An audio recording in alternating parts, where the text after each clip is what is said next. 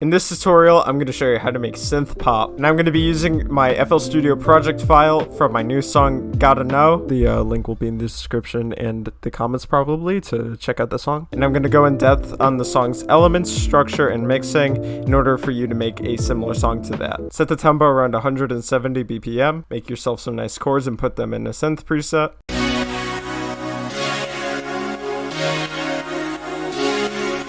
I used two Vital presets from MHAmusic.com. Basically, you just want some nice synth presets with just a lot of added texture to them. For mixing, I put some OTT on there with these settings, some EQ to take out a little bit of the lows and boost a little bit of the highs. A kickstart on there for some sidechain, only 60% on the mix though. Take the bass notes from this chords and put it into some bass presets.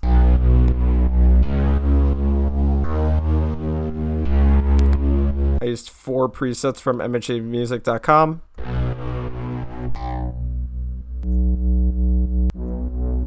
So this one's kind of like a respace, this one's kind of like a sub bass, and then these two on the top are kind of like just added textures to the bass. A little less mixing this time. This EQ where I boosted a little of the second to lowest frequencies and I took out a little bit of the high frequencies. I put another OTT on here with these settings and a kickstart sidechain, same one from earlier. Now for the drums. So I used a loop in this scenario because I didn't really make this song in order to be like a tutorial, but it's kind of just a kick snare kind of thing, but just with some added 80s percussion in the background,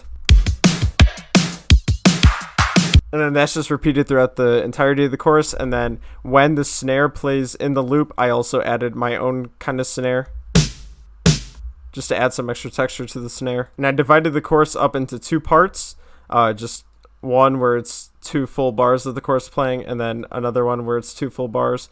And the second part, I added this hi-hat loop just to add some extra texture to the percussive sounds in the background. And together with the regular drums, it sounds like this.